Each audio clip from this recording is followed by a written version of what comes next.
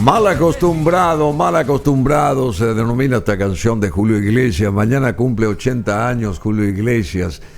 Antes del break estuvo con José Luis Rodríguez, Torero, el nombre de la canción que fue proyectada aquí, siempre de Julio Iglesias, por supuesto. Bueno, por lo menos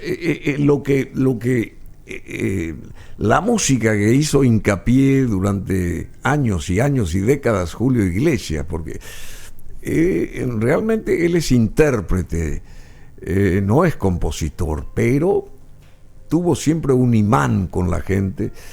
Es la persona dentro de la escala artística que mayor cantidad de discos en diferentes idiomas del planeta ha vendido.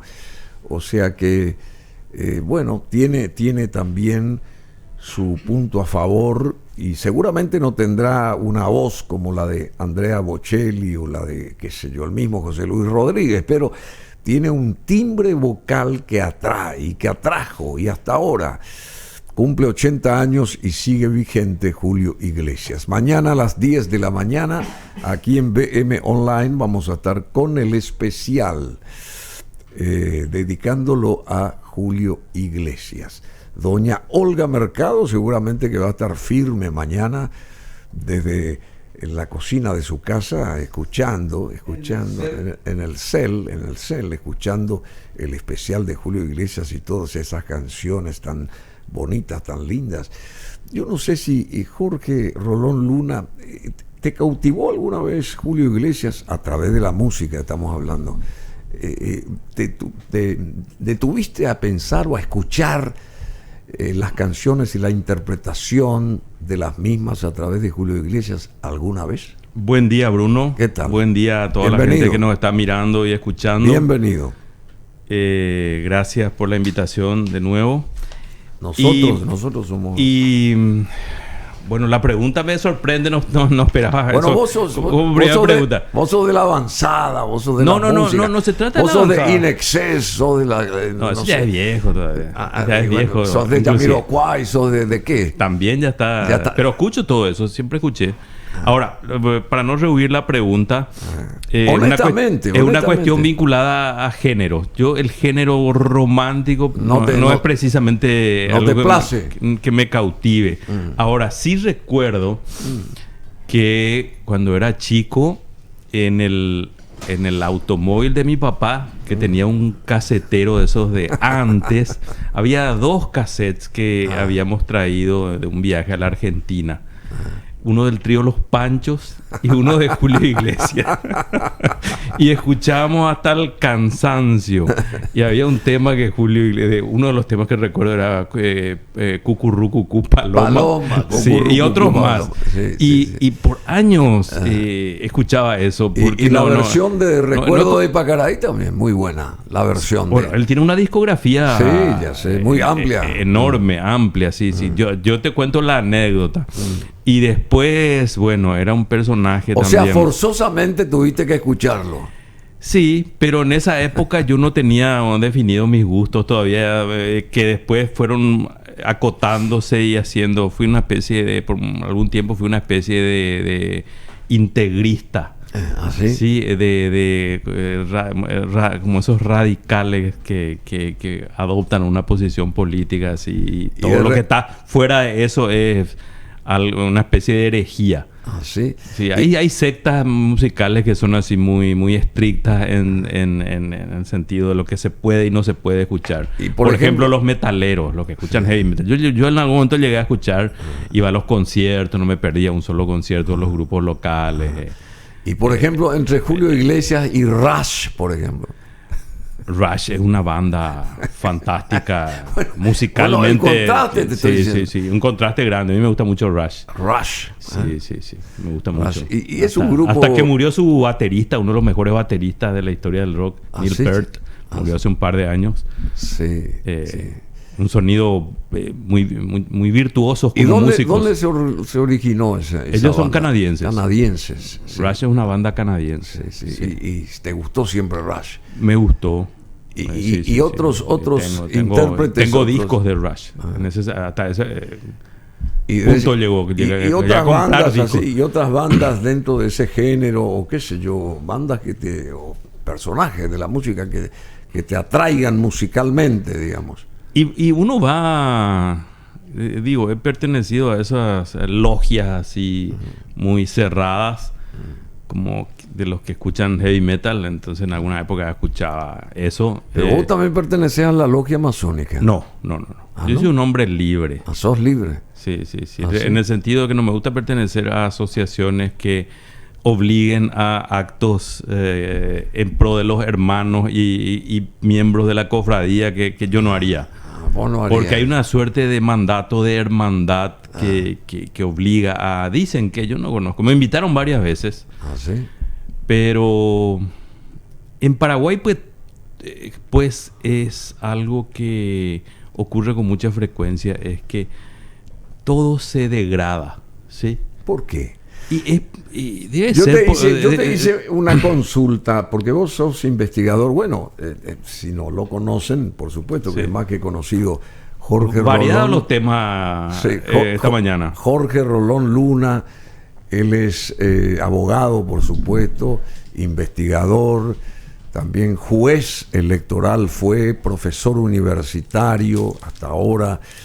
Y tiene muchos adherentes, mucha gente que lo sigue, que lo escucha.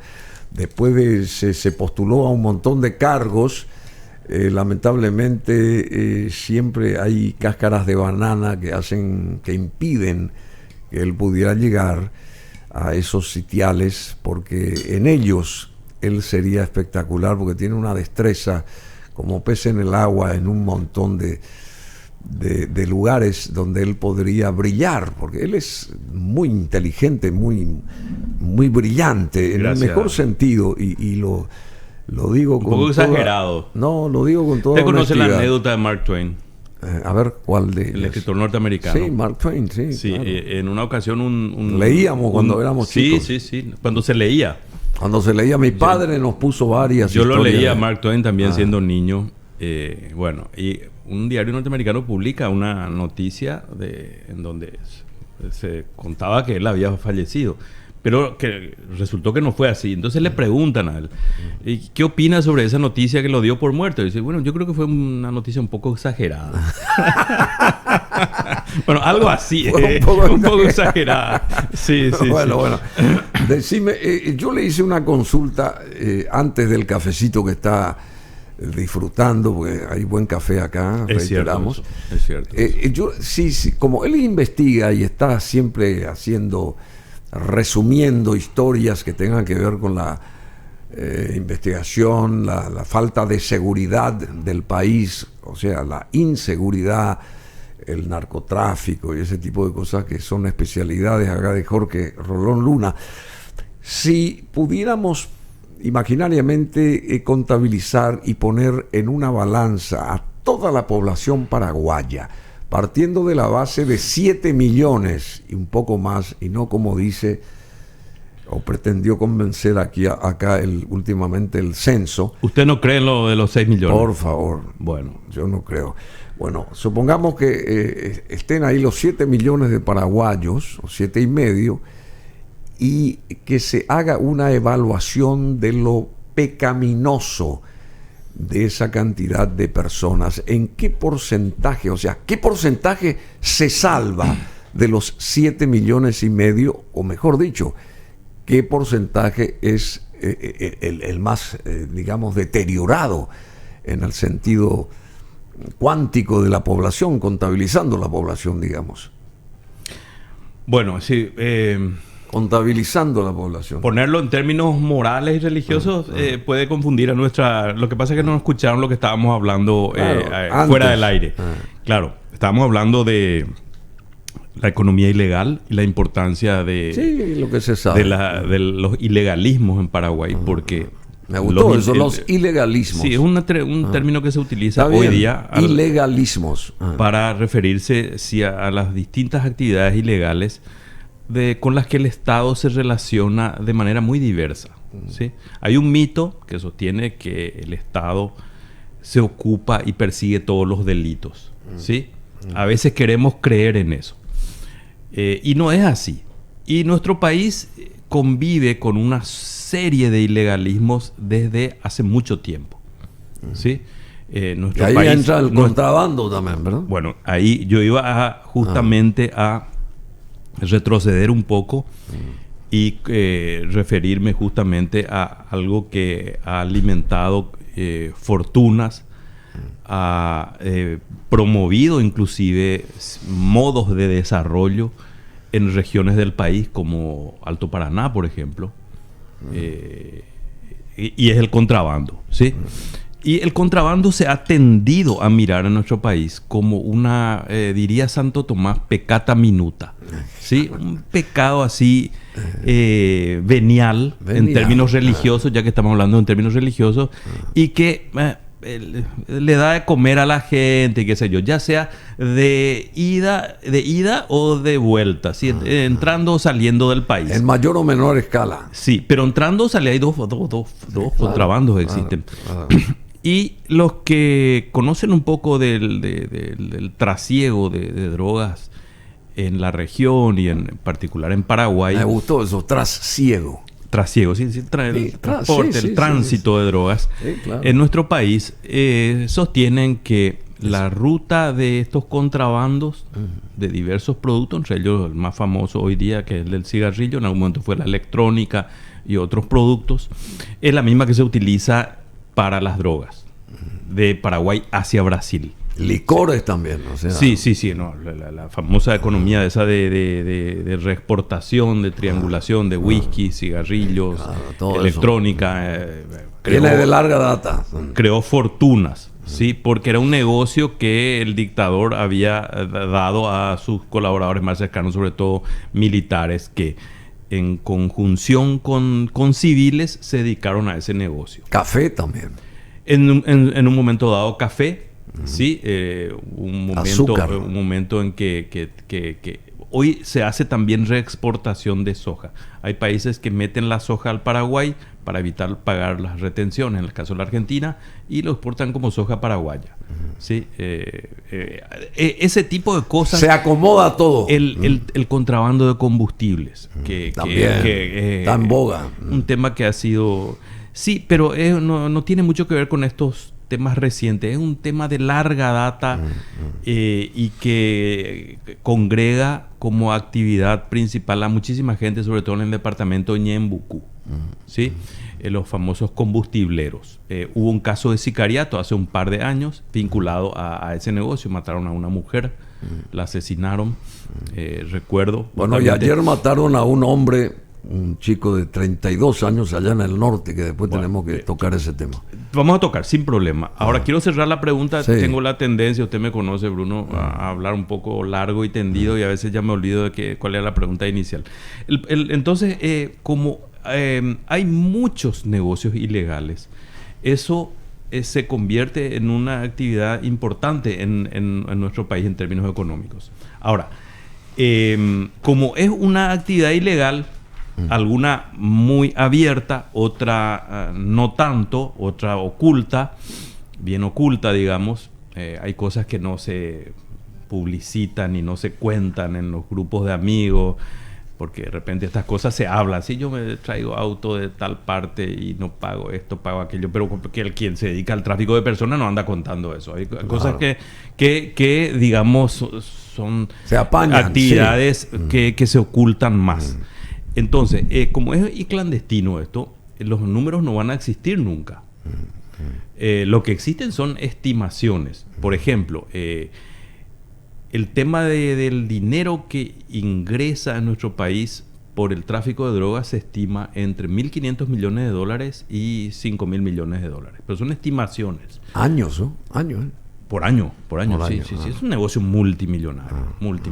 Sobre todo desde que la cocaína se volvió un producto importante dentro de lo que históricamente fue nuestro país. Se dedicó al tráfico de marihuana y bueno, en tiempo a esta parte hay un proceso de cocainización de nuestro, digamos, nuestro país como parte de ese tráfico internacional de drogas. Exceptuando el Uruguay, que tiene la mitad de población, partiendo de la base de 7 millones, con que cuenta Paraguay, todos los otros países tienen mayor población que Paraguay. No hablo del tamaño de la región de esos países, sino Hablo de la cantidad poblacional. En términos de territorio, no del tamaño, sino de población. De población, okay. Claro. Y si, no sé, por eso te pregunto, partiendo de 7 millones, ¿qué porcentaje, del 1 al 10, cuál es el número que puede cifrar lo pecaminoso de la población acá? Es que justamente hice toda esa introducción para señalarte que como gran parte de eso es clandestino, eso es no difícil. Se puede cuantificar. Pero hay una economía, primero que 5, aproximadamente... 6, 7, 8. Vamos a tratar de cercar esa idea y tratar de acercarnos. Claro. Fíjate que aproximadamente... números más, números menos, porque tampoco son confiables nuestras estadísticas. Y no sabemos siquiera cuántos somos. Imagínese usted, acá Kevin me está dando la razón. Bueno, imagínese cómo vamos a saber otras informaciones, otros datos, otros números. Por ejemplo, pero oscila entre el 60 y el 70% el número de trabajadores no formalizados en nuestro país, que no aportan a la seguridad social. ¿Sí?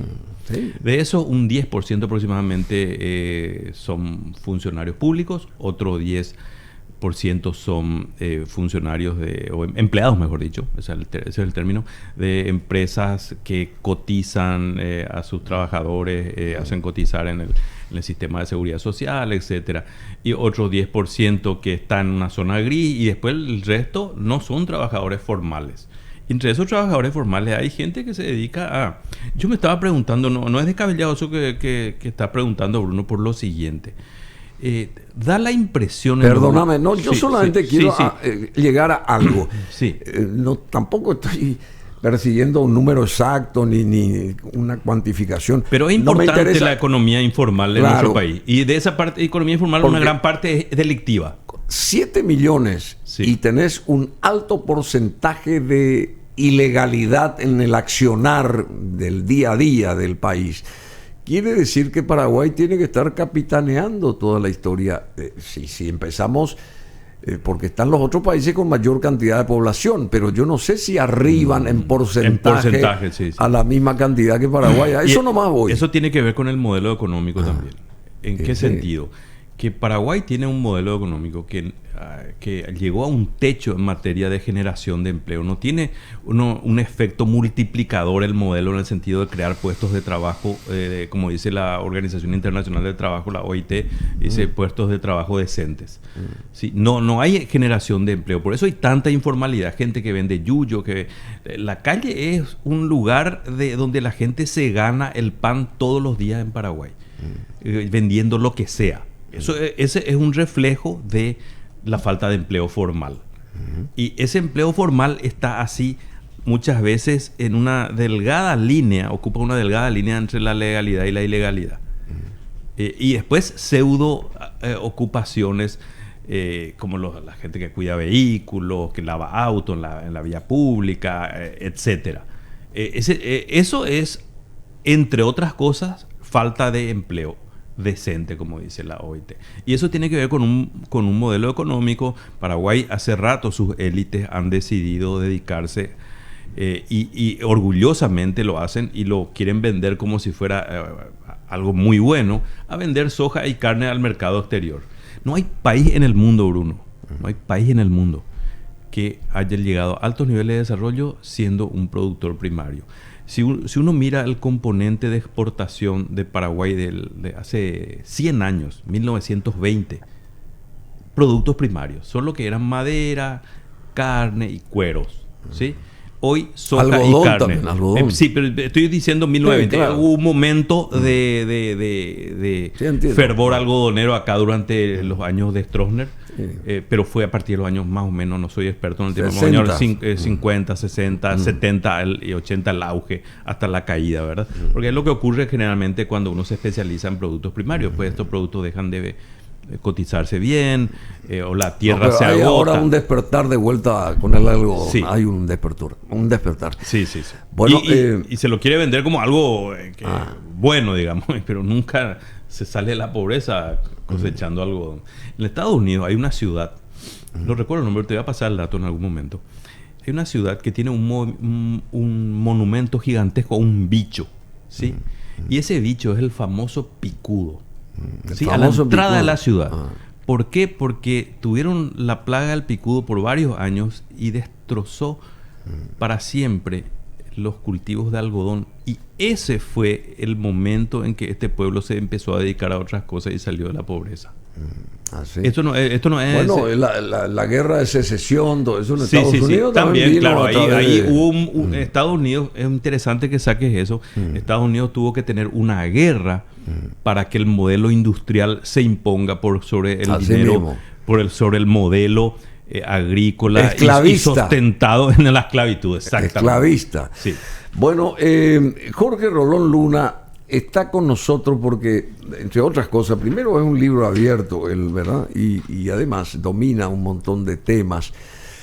Pero vamos a centrarnos en este departamento caro a los afectos nuestros, pero lamentablemente siempre muy golpeado por el sicariato y ese tipo de cosas. El famoso departamento de Amambay. Amambay viene siendo desde hace años el lugar habitual donde se registran o se registraron estos tipos de hechos sumamente violentos, asesinatos y ese tipo de cosas. Sin embargo, en los últimos tiempos se dio una expansión y traslado hacia otras zonas del país, llegando a instalarse inclusive acá en la capital, ese tipo de sicariatos, a tal punto que se señala que incluso se normalizó la presencia de los mismos acá, inclusive en Asunción. Pedro Juan Caballero está entre los 10 lugares más violentos del mundo. Pedro Juan Caballero, que es la capital de Amambay, al norte de nuestra región oriental, acá en Paraguay. Y a lo largo del 2022 hubo en Pedro Juan Caballero 175 fallecidos y 53 heridos en 212 ataques registrados. Y aunque las estadísticas muestren que las muertes son producto del sicariato, disminuyeron en el 2022, hay que recalcar que esto está lejos de ser un dato alentador sobre el estado de la seguridad ciudadana, porque apuntamos a eso. ¿Cómo podemos estar un poco más seguros? Ya que 175 víctimas mortales, sin lugar a dudas, es un número escalofriante que señala que no es un fenómeno marginal o controlado, sino al contrario, como una suerte de avance de todo esto. Y ayer se atacó y se mató en Pedro Juan Caballero al hijo de un presunto narco de nombre Gringo González, que fue el padre de este joven de 32 años fallecido, que suministró un importante dato a la policía para la investigación de este señor fallecido, de nombre Charles González. Charles González Coronel, no es Paliza, Charles González Coronel, 32 años, hijo del presunto narcotraficante Clemencio Gringo González, que fue acribillado ayer a la tarde en Pedro Juan Caballero cuando salía de una casa de cambio, tengo entendido. Bueno, sabes de todo esto, ¿verdad? Por supuesto, querido Jorge. Sí, estoy al tanto. ¿Y qué podés, cómo ampliás esta historia? Bueno, el narcotráfico en nuestro país es una actividad que viene ya de varias décadas atrás, ¿sí? Ha involucrado desde un primer momento a militares y a políticos hasta hoy día. Eso no ha cambiado. Justamente yo estoy escribiendo una serie de artículos para una revista de análisis político que se llama Tereré Cómplice. Habrás leído algunos artículos. Sí. Y justamente estoy abordando un tema que realmente me parece vital para la comprensión de este fenómeno, que es la relación que hay entre el Estado, sus agentes y el narcotráfico. Muchas veces se manejan lugares comunes, términos que no siempre reflejan la realidad. hay una especie de mitos también con respecto al tema, y me propuse de alguna manera empezar a intentar desentrañar eso. Uno de esos conceptos con los que habitualmente se pretende definir esta relación es el de narcoestado. ¿Sí? Narcoestado, ¿sí? Entonces se repite, pero realmente muchas veces no sabemos de qué estamos hablando cuando hablamos de narcoestado. Ya que es tan común eso que nos parece... Claro, o sea, y suena bien, es fácil de decirlo, y aparte que estamos un poco también a veces impresionados por hechos como este y otros que en los últimos años han habido muchos acontecimios que fueron impactantes. Toda esa familia Acevedo que también fue acechada. Sí, el caso de Vita Aranda, el asesinato de este señor narcotraficante de cierta entidad, digamos, que se realizó en el estacionamiento de un supermercado en Asunción, en horas del día. Creo que lo conversamos acá también en un momento. Entonces, hay una línea que es continua, ¿sí? Que nos muestra que desde el nacimiento del negocio, a fines de los 60, yo digo en unas chacras de Amambay, donde se empieza a cultivar marihuana para venderla después al Brasil, algún visionario de los negocios vio que había un potencial por el tipo de tierra, por el mercado grande que estaba empezando a despertar en ese sentido, el consumo. No era lo mismo el consumo en los años 60 que el de hoy, para un producto como el cannabis, por ejemplo. Aumentó mucho. Ha aumentado, sí. Igual que el Brasil también hoy es el segundo país en materia de consumo per cápita de cocaína. El primero es Estados Unidos. El primero es Estados Unidos, sí. Brasil le superó a Europa hace unos buenos años y es una tendencia que viene en aumento. Entonces, eso explica varias cosas, pero no quiero desviarme. Entonces, que esa línea que es visible desde el primer momento del negocio hasta hoy, ¿cuál es?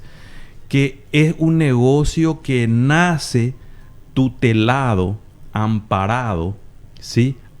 Y donde hay asociaciones entre gente con poder en el Estado y narcotraficantes.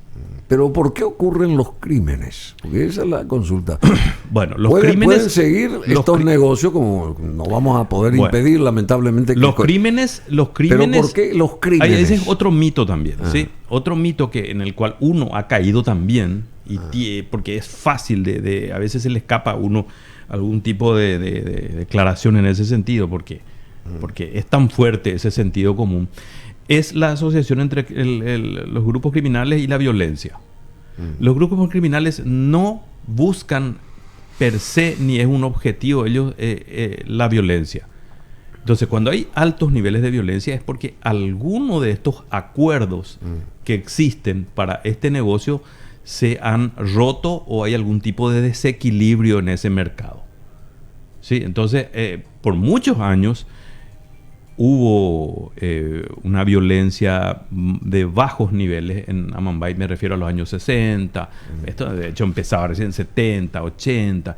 Es en los 90 en que esto empieza a aumentar en términos de violencia. Y empieza a aumentar por varias razones. En primer lugar, un personaje importante de este negocio ilegal, el Fat Jamil George, o Georges, como le dicen en Brasil, hoy preso en Brasil, era un señor... ¿Está preso? Sí, ese es todo un tema, es por qué está preso en Brasil y no está preso en Paraguay.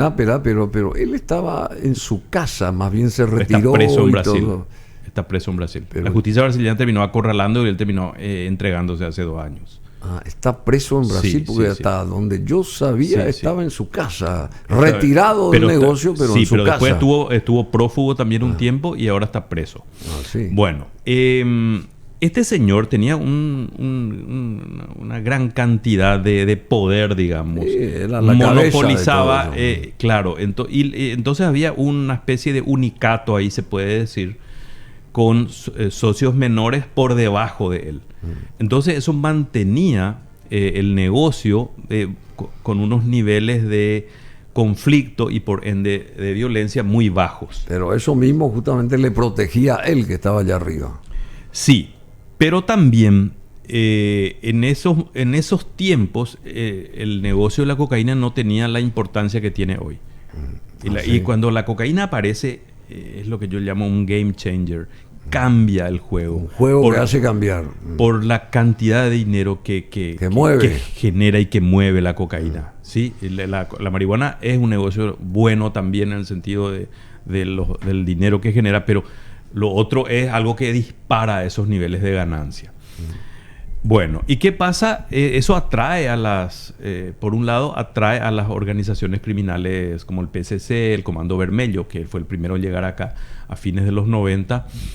Pero al mismo tiempo son varios procesos que se dan al mismo tiempo. La cocainización, la llegada de estas organizaciones criminales y el declive de Fat Yamil. Y una de las razones de ese declive es el asesinato de Santiago Leguizamón. Sí. Ese error cometido por Fat Yamil, que si bien no impidió que él siga siendo impune en Paraguay, la justicia paraguaya nunca lo molestó a Fat Yamil. De hecho, hace un año Paraguay pierde un caso ante la Corte Interamericana de Derechos Humanos, un caso en el cual la Corte condena a Paraguay por no haber investigado el homicidio de Santiago Leguizamón. Acá se lo protegió a él y a los autores materiales. Él fue el autor intelectual. Yamil. Fat Yamil, claro. Yamil, entonces, ¿quiénes terminan metiendo preso a alguien que todo el mundo sabía que era un delincuente? Los brasileños. Sí, nuestra justicia nunca lo molestó a Fat Yamil, ni por el homicidio de Santiago Leguizamón. Entonces, pero ese hecho pone los reflectores, y sobre todo internacionales también, sobre Fat Yamil, le genera presión. Él ya tenía problemas con la justicia brasileña, con la paraguaya, reitero, no se lo molestó. Entonces, esos tres hechos que yo mencioné, por ahí hay algo más que se me escapa, empezaron a generar esto que tenemos hoy en día. Hoy hay muchos actores disputando el negocio. Sí, pero el Estado está ahí asociado, diversas partes del Estado, no el Estado como un todo granítico, ¿sí? Diversos sectores. Entonces no se puede decir que toda la fiscalía esté en el narcotráfico, pero sí hay fiscales que hay nombres. Hay una fiscal cuyo nombre no hace falta ni decir, cuya familia ya estuvo metida en el negocio en los años 70 y 80 en el tema del narcotráfico. Su marido metido y preso ahora. Y ella investigando varios casos, incluso en la muerte de Rafat se lo vincula a su marido por una cuestión bien concreta. Un inmueble de este abogado, marido de la fiscal, es alquilado a quienes realizaron el primer intento de matar a Jorge Rafat, y que fue descubierto. Recordarás que habían introducido un vehículo blindado con el que planearon matar a Rafat en aquel momento. Y este es un caso, un ejemplo. Los vínculos de agentes del Estado, policías, militares, políticos, intendentes, concejales, mayoría de ellos del Partido Colorado, ¿sí? Abrumadora mayoría, y una razón muy sencilla que yo la analizo en un artículo que está por publicarse, es la siguiente: en la época de la dictadura no se podía ser opositor y narcotraficante a la vez. Entonces eso, hoy hay excepciones a esa regla ya. Entonces es un negocio donde la participación de agentes públicos se da por protección política, por protección policial. La cantidad de policías, por ejemplo, que están hoy presos por haber participado de alguna parte de este negocio es impresionante. De a 10 a veces se los procesa. Y vuelve a ocurrir, y vuelve a ocurrir. Quiere decir que estos son los casos que se saben. Entre ellos el padre de Vita Aranda, un comisario involucrado en un episodio en donde un avión con cocaína es descubierto en una estancia. Van los agentes de la SENAC y se encuentran con policías ahí que estaban protegiendo, o algunos dicen protegiendo, otros dicen robando la carga y después para venderla después. Qué bárbaro. Está todo enquistado. Bueno, y con respecto a esto de Pedro Juan Caballero, ayer sicarios matan a un hijo del presunto narco Gringo González. Charles González Coronel es este chico de 32 años. que fue asesinado a balazos por sicarios en pleno centro de Pedro Juan Caballero, departamento de La Mambay. El hombre se enfrentó a sus atacantes y hubo persecución e intercambio de disparos. Esto ocurrió a las 4 de la tarde de ayer. Charles González estaba a bordo de una camioneta de la marca Jeep que fue seguida por sicarios cuando circulaba por la avenida Mariscal López de Pedro Juan Caballero. González intentó defenderse del ataque respondiendo a los disparos, pero fue seguido por los asesinos a sueldo. La persecución con intercambio de disparos se dio hasta la entrada del local del colegio parroquial Rosentiel, donde detuvo la marcha al vehículo en el que se encontraba la víctima, que ya no pudo seguir por los múltiples disparos que recibió en distintas partes del cuerpo. O sea, la víctima no pudo ya manejar su móvil. De acuerdo a las informaciones preliminares que también se tienen, los investigadores, los sicarios actuaron encapuchados y huyeron luego del lugar. Los investigadores analizan imágenes de cámara de seguridad instaladas estas en la zona en busca de alguna pista. Hay que recordar que en el 2011 Charles González ya había sido herido de bala luego de protagonizar una riña con agentes de la Policía Federal de Brasil en una discoteca de la ciudad de Ponta Porá. Clemencio Gringo González, su padre, el padre del fallecido, es indicado como uno de los narcotraficantes más peligrosos de la frontera. Fue detenido en enero del 2021, luego de un procedimiento que se llevó a cabo en Pedro Juan Caballero, pero obtuvo su libertad tiempo después. El hombre llegó hasta el sitio del crimen minutos después de lo sucedido, acompañando de cerca el procedimiento policial. O sea, el padre estuvo ahí inmediatamente cuando le contaron lo del hijo, evitó el contacto con las personas y se lo vio acongojado e impotente por lo sucedido, por supuesto. A Gringo se lo vincula, entre otros hechos, con el secuestro y muerte de Amado Felicio Martínez.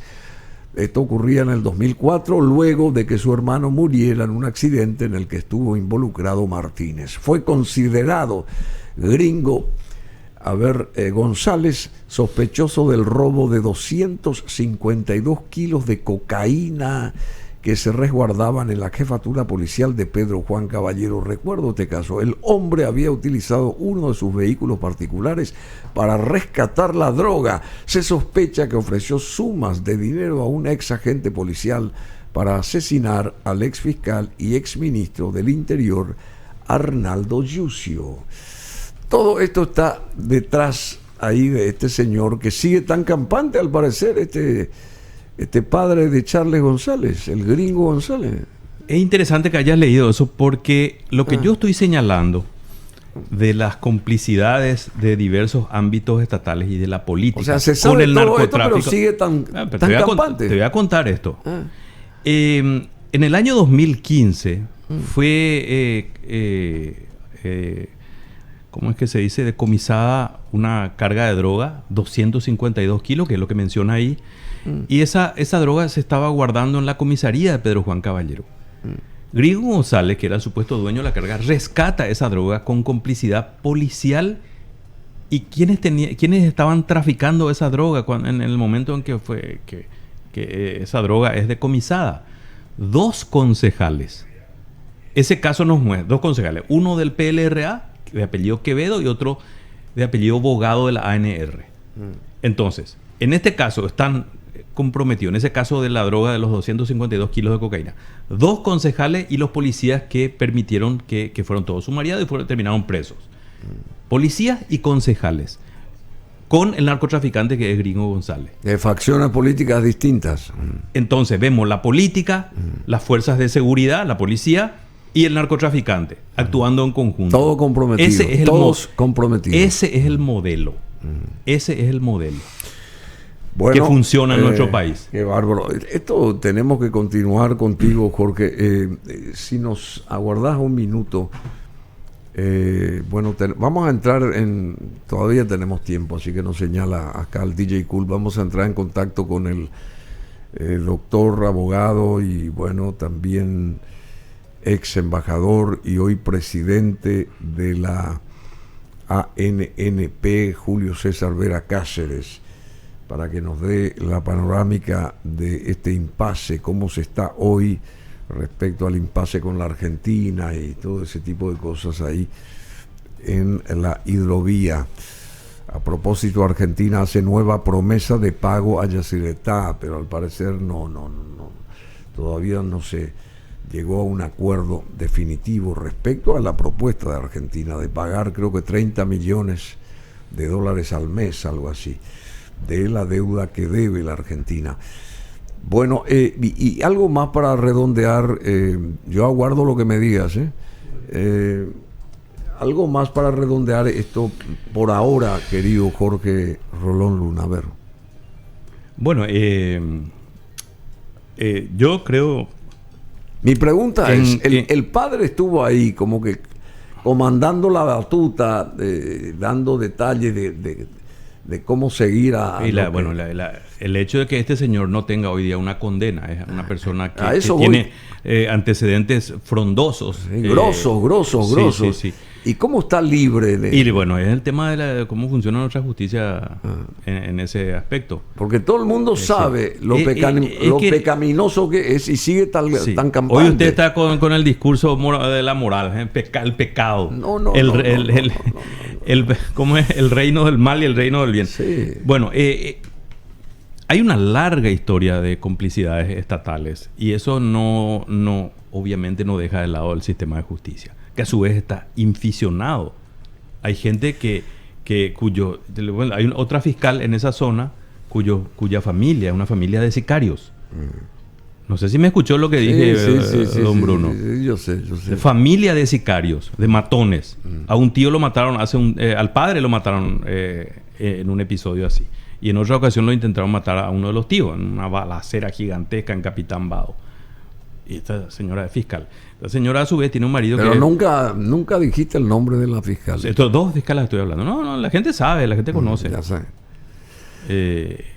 Y esos son ejemplos. Aquí está llamando Horacio Galeano Perrone. Pero bueno, no sé si yo no lo puedo atender. Atenderle un poco, por favor. Mi querido amigo Horacio Galeano Perrone. Que está escuchando el programa, decirle que cuándo puede venir por acá, entre paréntesis. Bueno, entonces esto no va a modificarse en el corto plazo. No va a modificarse porque está montado un gran negocio que a su vez sostiene a la política. Las campañas se financian con esto. Lo que pasa en el IPS, y las grandes fortunas de este país están vinculadas también a estos negocios turbios. Y lo que pasa en el IPS... ¿Qué pasó con este gobierno? La mala política de nuestro país. ¿Qué pasó con este gobierno que se fue? El que estuvo a la cabeza del que se fue. Nos rindió cuentas y se sabe que se metió la mano en la lata en todas las instituciones habidas por haber. Y tenemos un sistema de justicia muy raquítico que vamos a ver si está a la altura del desafío. El gobierno que sale es un gobierno, y no solo gobierno, administración municipal que sale también. Deja serias dudas. El tema de los intendentes en nuestro país, la mayoría de ellos impune. Dios mío. Hace unos días se les perdonó a unos intendentes que hubo uno que se compró una camioneta 0 kilómetros con dinero del Fonacide. Ayer dice que asumió el intendente de ¿cómo se llama allá en el norte? Carlos Alberto Quiñones, intendente de San Pedro del Mandillú. Se desesperó como encontró ahí la casa, según él, ¿verdad? Según las informaciones que salen, por ejemplo. Bueno, Jorge, muchísimas gracias por el momento. Si nos esperás, con mucho gusto acá, y vamos a escuchar aquí a el doctor Julio César Vera Cáceres, que se conocen ustedes, ¿verdad? ¿Vos lo conocés? Yo no lo conozco personalmente. Bueno, pero tenés que conocerlo porque él es un avesado, digamos, señor que sabe mucho de todos estos temas, también sobre todo lo que nos está pasando con la Argentina. Fue embajador en Buenos Aires, hoy es presidente de la Administración Nacional de Navegación y Puertos. Bueno, el bacalao es el tema de Julio Iglesias, y vamos a despedir aquí a el querido amigo Jorge Rolón Luna, pero no podemos hacer que se vaya sin que nos diga algo del caso de Damota y Lalo Gómez, porque Brasil cancela la orden de captura contra Motinha acá en Paraguay. Motinha al parecer es un personaje que mueve ahí, trabaja en la frontera y es el capo máximo, tiene 30 años, Motinha. ¿Qué sabés vos de este caso? Bueno, el clan Mota, porque es un clan que tiene ya una historia de muchos años. El padre de este señor, João Francisco Mota, por eso él es Motinha. Motinha, sí. Es un señor que se dedicó en la frontera al contrabando, era socio de personas vinculadas a esa actividad en aquel entonces, entre ellos Fat Yamil, era de ese equipo.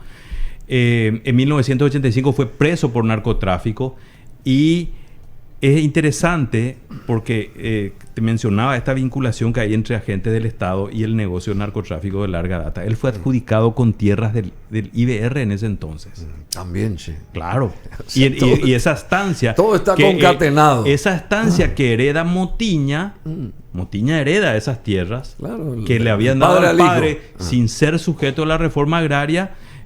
Se ha dicho que es un lugar desde donde se traficaba droga. El padre ya fue preso en el año 85.